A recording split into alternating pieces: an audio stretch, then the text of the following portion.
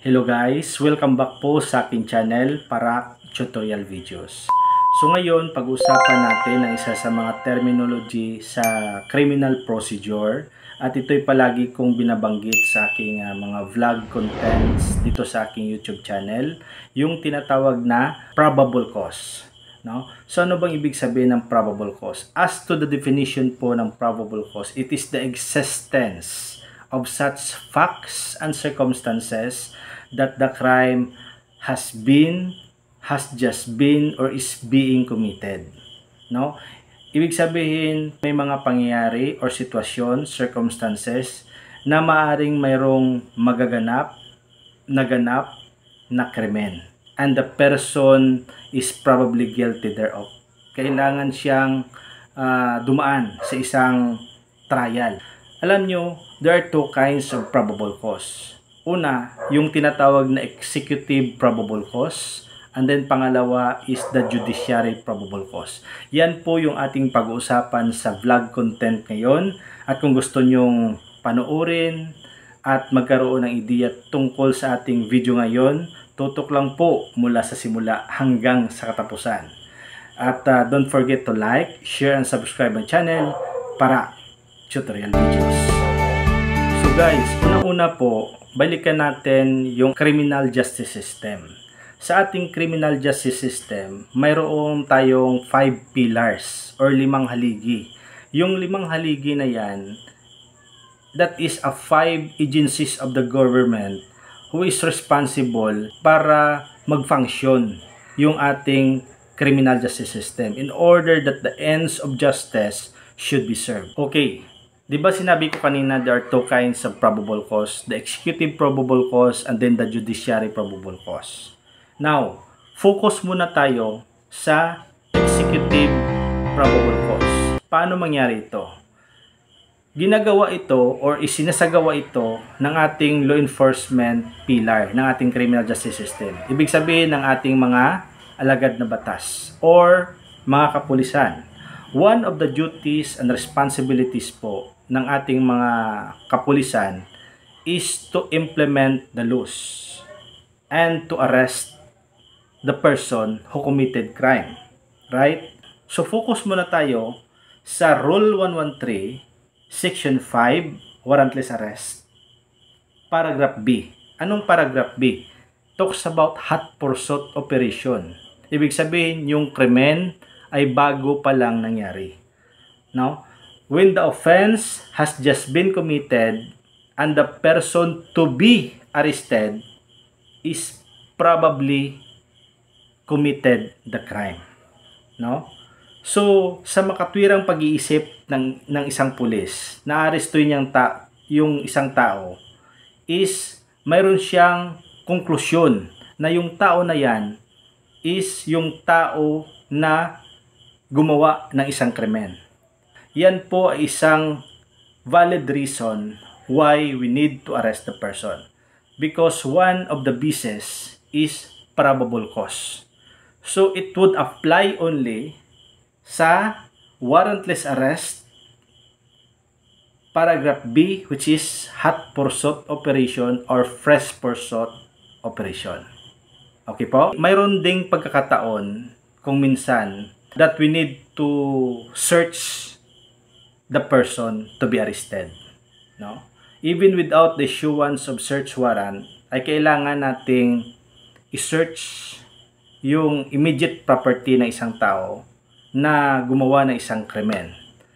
At naniniwala po tayo sa isang konklusyon based on facts and circumstances na yung tao na yan or yung items na subject for search or search is magagamit natin as evidence.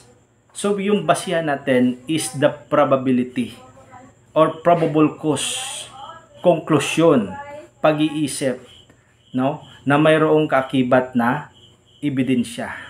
So yun pong pinakabasihan natin, no, na mayroon tayong probable cause. So kaya ba nating kunin yung isang property even without search warrant? Pwede po.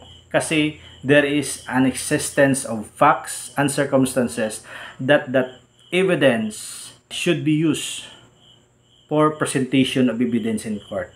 Now guys, aside po sa law enforcement pillar, mayroon ding executive probable cause na isinasagawa yung ating prosecution pillar or mga fiscal. Alam natin one of the determination of guilt ng isang respondent, no, in order that he or she should be held for trial is through preliminary investigation, right? So balikan natin yung definition ng preliminary investigation. It is an inquiry or proceeding to determine if there is a sufficient ground to engender a well-founded belief and the respondent is probably guilty thereof and should be held for trial. So based po sa definition ng preliminary investigation, sinasabi dyan, probably guilty thereof.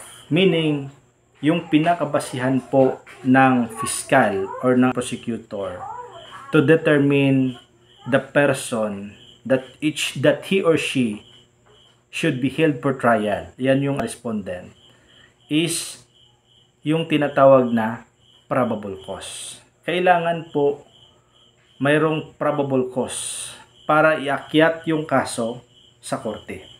Hindi ito determination of guilt kasi yung prosecution is not the proper venue to determine the guilt of the respondent, no? So, kapag mayroong determination of probable cause yung piskal, then that's the time the piskal will make a information and file the case in court. So guys, sana po ay naunawaan or nasundan ninyo po yung video natin and punta na po tayo sa judicial probable cause. So yung judicial probable cause ay isinasagawa po ito ng ating judicial branch, which is the court, yung nagsasagawa or nagdetermine ng probable cause. In the instance that there is an application of search warrant and warrant of arrest.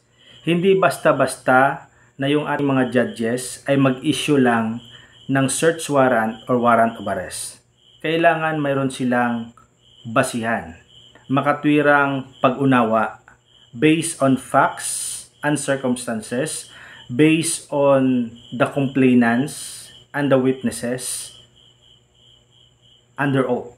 At dyan na po sila mag-issue ng warrant of arrest.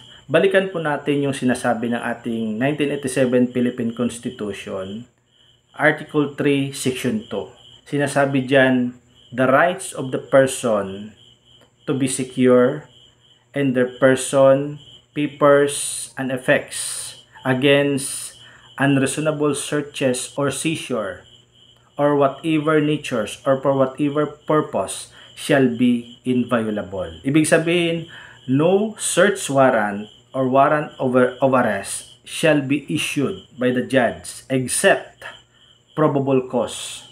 That's the time na yung ating judge will issue a warrant of arrest or search warrant. So, in summary po, whether it is executive probable cause or judiciary probable cause, ito lang po yung tandaan natin. There is an existence of facts and circumstances na mayroong nangyayaring krimen or may mangyayaring krimen.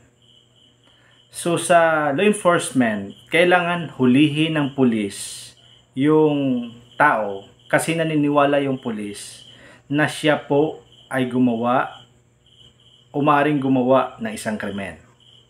Or yung pulis is kailangan mag-conduct ng isang search kasi naniniwala yung pulis based on facts and circumstances na yung makuhang items or property is magagamit to file a case in any court of law.